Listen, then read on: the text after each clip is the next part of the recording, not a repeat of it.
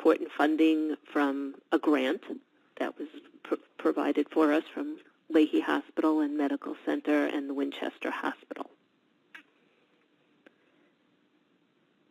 And Grow a Strong Family is a social service agency which provides customized family life education services to families uprooted by mental illness. And our primary mission is to offer a comprehensive menu of evidence-informed services to improve the health and well-being of our clients, which includes our fee-for-service coaching services, which is very customized to the particular needs of the family, skills-based seminars, webinars, and a support group, which are all complimentary, pet therapy, which is by a certified pair and also complimentary. We have a social media presence on Facebook. We have a public page where we input general resources and information, and we have a private closed page where family members can gather to support each other, get answers to questions, vent at times, and also exchange resources. We are always in the process of updating our webpage, so it's a good place to get some information and resources. And we collaborate with community-based agencies. In this webinar, we're going to be talking about chronic mental illness and its effect on the family, strategies for caretakers, and what self-care looks like. When your family is uprooted by mental illness, it's like being hit with a brick, just like it is with any other chronic illness. Other chronic illnesses like cancer, heart disease, diabetes, it puts a lot of demands on whomever is the primary caretaker because it's another full-time job on top of the rest of life. And mental illness in a family member creates a shift in how the family sees itself and how the family functions. Some common ways that family members tend to react includes an inability to accept the uncertainty. Whenever anybody in the family has a chronic illness, there are periods of remission and periods of great health. But the one pervasive factor is that the family is never, ever certain of what tomorrow or even later can bring. And that creates an overwhelming sense of uncertainty, of wariness, of waiting for the other shoe to drop. Some family members respond with pessimism and doubt. Some respond with negative self-talk, typically because they take responsibility for what happens to their family members. Some family members have unrealistic expectations, consider that it's not really chronic and that it will somehow remiss and everybody will go back to normal the way it used to be. Some family members have very high standards of perfectionism and want recovery to be perfect, and they want health care to be perfect. And some families are really wimpy and don't determine what their needs are and how to best stabilize the family. One of the skills I teach, it's usually the very first one, is how to breathe. I know, we all breathe, but getting the most from each breath is what improves our overall sense of well-being as well as providing clarity to our brains.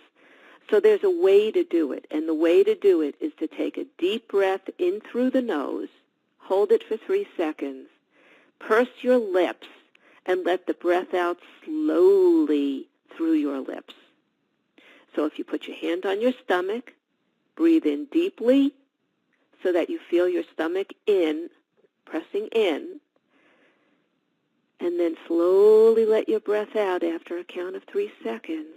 If you do that 2 or 3 times, you'll be amazed at how calm you feel and how quickly you feel calm. You can practice this anywhere. You can practice this going to the store, waiting online, waiting to eat. You can practice this at a red light. You could practice this in a car accident. It doesn't matter where. It's a great skill, and it's a simple skill just to get yourself back to center. Another thing that we suggest is that you change the internal dialogue. Very often the way we talk to ourselves, we're not very nice to ourselves. And as caretakers, it becomes very easy to find ourselves making a great many mistakes. and really screwing things up. So we have to be very careful of the internal dialogue, the words we use inside of our own heads that kind of promote our feeling of inadequacy and being overwhelmed. So when you think must, instead try thinking prefer. Instead of, I must go to the store and get food in the house, think, I prefer going to the store because I like having food in the house. When you think, I feel so guilty, try thinking, I feel so sad. When you think, I should do something, think about how you're choosing to do something. It's a nice way to re-empower yourself without feeling judged or criticized or as if you're inadequate. What are some other thoughts you might have? What would be the exchange? You're allowed to talk, Shantae. I know, I'm listening. I'm really enjoying this. Oh, okay. I'll just move on. One of the skills is something that's called a word exchange table. So it's if you think I am always doing something, instead try thinking I often do. Nobody is always doing something. Nobody is a bad person. Sometimes our behavior isn't as good as it is. Sometimes we feel like a failure, but we just are making mistakes because we're learning. Sometimes we ought to do something. Sometimes we would be better off doing something. It's in how you speak to yourself. The more demanding you are, the more you bully yourself, the less you're going to feel good about what you're doing, and the more likely you are to procrastinate, and that will also make you feel bad. The statements we tell ourselves, I have to do well, you shouldn't do that, you never help me, I can't stand this anymore, that can all be exchanged with saying, I want to do well. I prefer that you don't do that. You rarely help me, and this would be helpful to me. I don't like what I have to do right now. And when you start reframing it in that way, you're also giving yourself language of hope and power, but in a healthy and constructive way. In terms of emotional language, this is another way. When you feel jealous at all the attention, this is very often what siblings feel. When they feel really jealous of their sibling for getting all the attention that they get, feel concerned for the relationship. What's happening? What's going on? There's usually an imbalance in the family, and the family has to come back to a new center. And these feelings are not uncommon. Hurt because they feel disappointed. Shame because they feel regret. Guilt because they feel remorse. And there's a wide array of emotions that family members feel. Again, find the exchange, because the exchange is ultimately more helpful and gives a better promise for a constructive relationship, which provides more stability for the family. We're going to be doing another thing that I always recommend is that people go ahead and dance, listen to music. Do you see this? Aw, I guess somebody.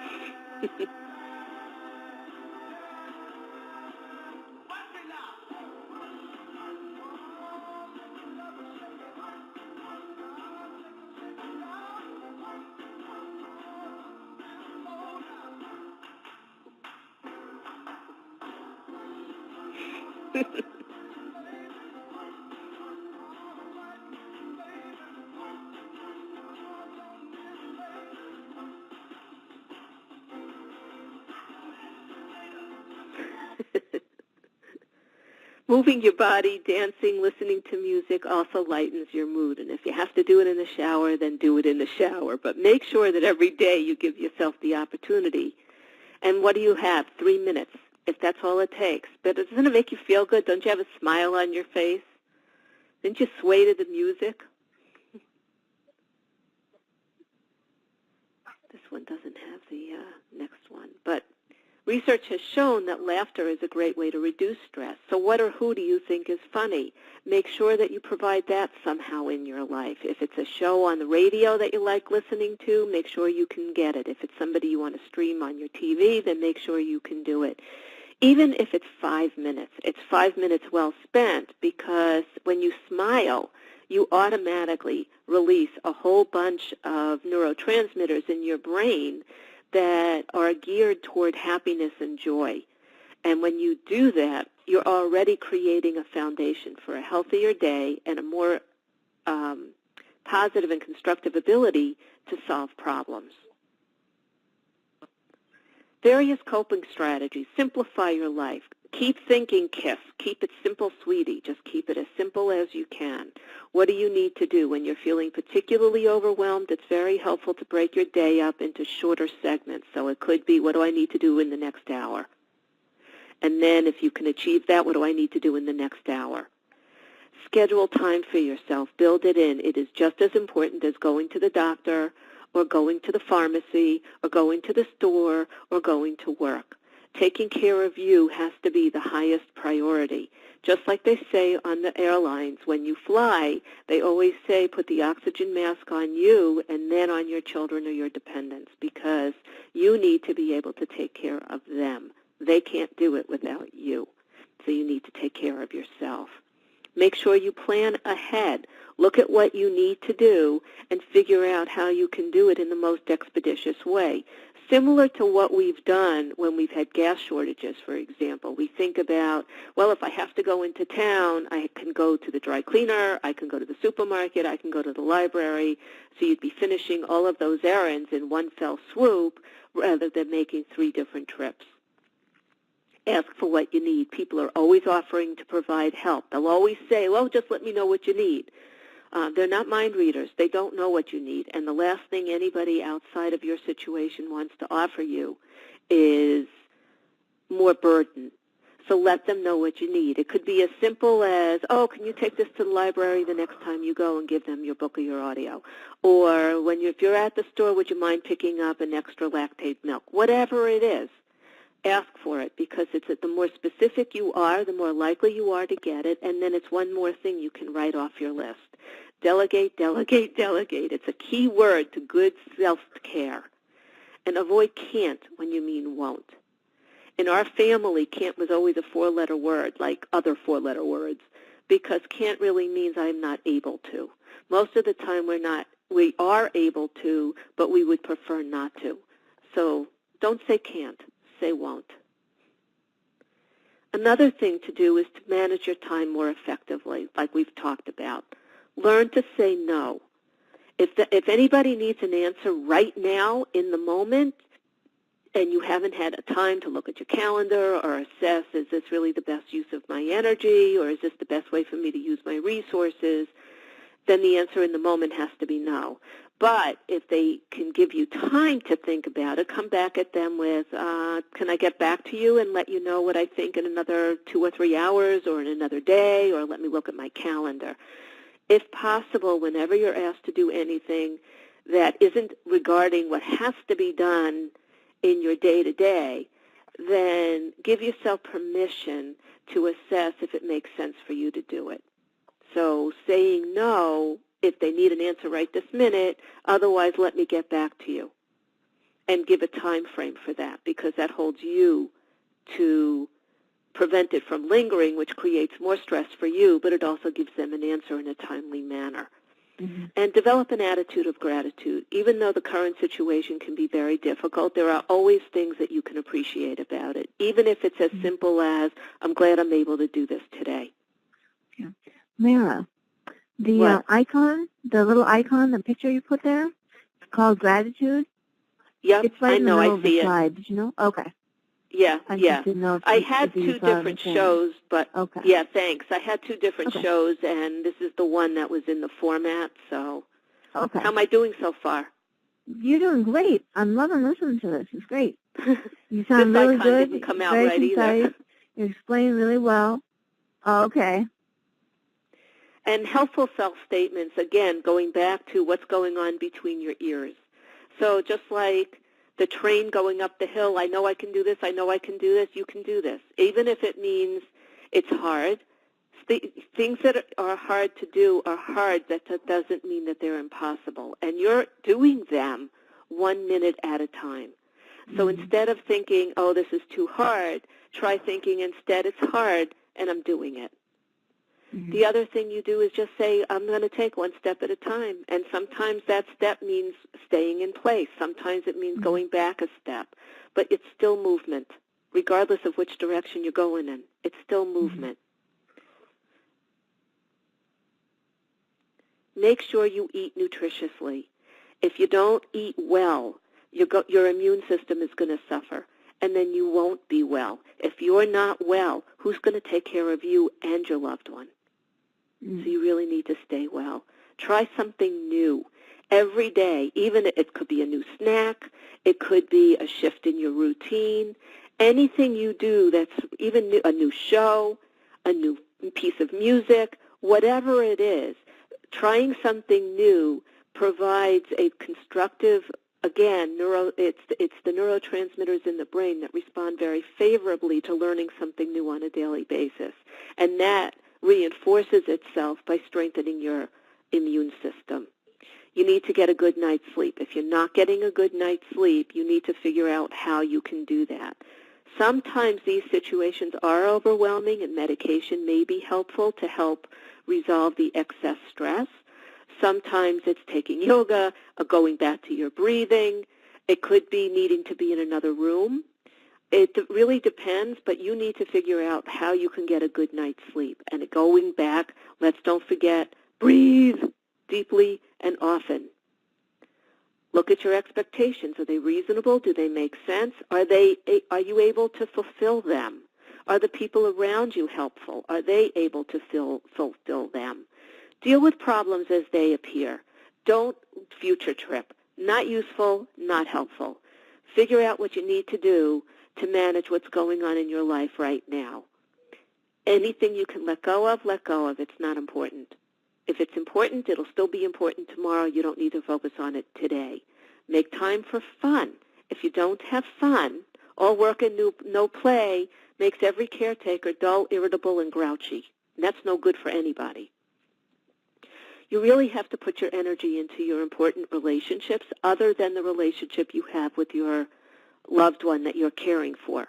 And the way that you do this is the same way I mentioned earlier, which is scheduling time for yourself, schedule time for your friends. Everybody has to eat. Organically, the easiest way to maintain your relationships with the important people in your life is to get together around the meal.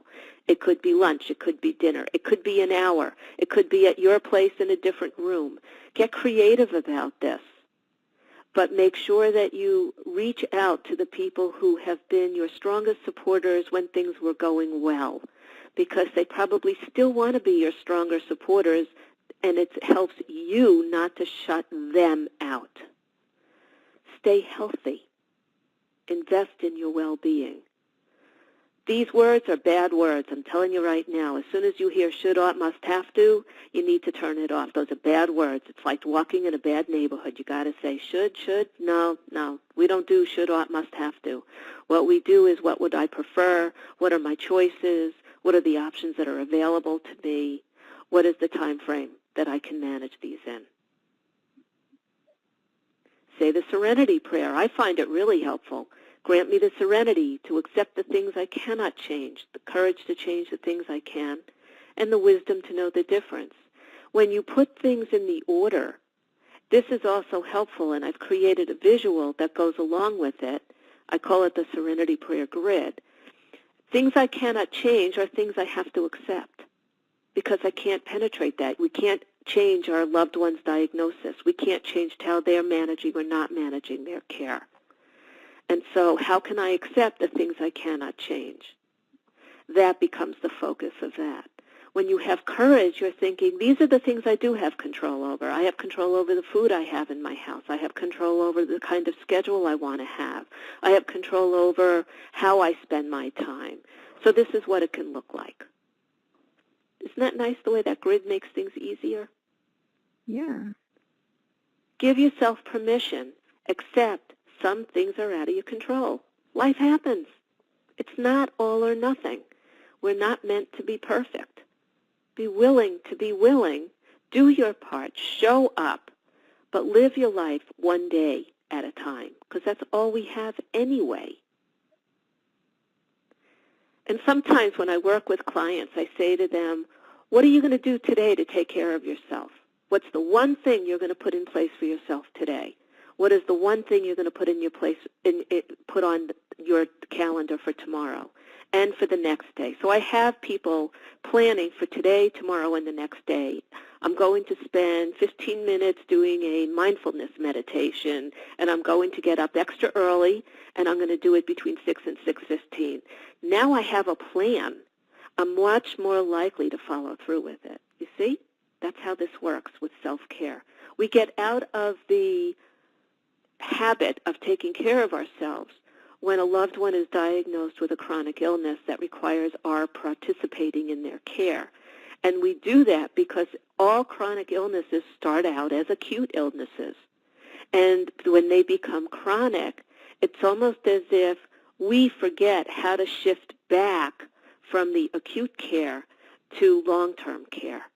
And we have to respond differently over the long haul. Nobody can maintain that intensity of an acute episode to any length of time and still be a high-functioning, happy, joyful, healthy person. And that's why it is so important as caretakers with loved ones with chronic illnesses to figure out how to rebuild, how to take care of myself, and how to give myself a life. That's in addition to the caretaking. These are some very helpful resources that I have found that are especially useful. One of probably one of the most effective is Byron Katie's material called The Work. And she has wonderful tools on how to combat and challenge some of the ways we think about ourselves and ways we interpret the experience that we have of our world. Sark is a delightful author, illustrator, philosopher who has wonderful, colorful books to help us reclaim the joy in our lives. Sherry McGregor has written a book on rejected parents for parents of estranged adult children, since this is often something that family members have to endure when a loved one has a chronic illness. And the other resources are also helpful. When best laid plans fail, because even with all of this, stuff happens. What I always recommend is stick to your normal routines as much as possible, whatever they are. We all find security in doing what we typically do, so when we're beset with times of difficulty, we can always fall back to whatever our normal or typical days are. Eat and drink in moderation. Don't bury yourself in food or drink. Plan on exercise. Build in nature time. There is so much research that talks about the benefits of nature, even if it just means staring at your window at a tree. If that's the case, focus on the shape of the tree, the texture of the tree, the color of the tree. Are there any creatures on the tree? It will help, believe it or not. That's what the research has been informing us very consistently. Make sure you have a plan B and a plan C. We can never be stuck with only a plan A. So make sure that you have plan B and plan C for the unexpected. This way, you're not thrown off guard. Forewarned is forearmed. Keep music you love on hand and listen to it when you need to. Music that gets you dancing, laughing, crying, whatever it is that cleanses your soul, that feels healing to you. Make sure that it is always accessible. That's why Alexa from Amazon is so useful, because you can just say, Alexa, play me Enya, and the next thing you know, you're listening to it, what works for you, without even having to decide what that's going to be. Prioritize your time, activities, and commitments. Do what you want to do and do what you can do. And at all times, take good, loving care of yourself. So in this webinar, what we've discussed is chronic mental illness and its effect on the family, strategies for caretakers, and strategies for self-care. If you want any more information about Grow a Strong Family, or how to access a recording of this, or some of the handouts, I will make them available.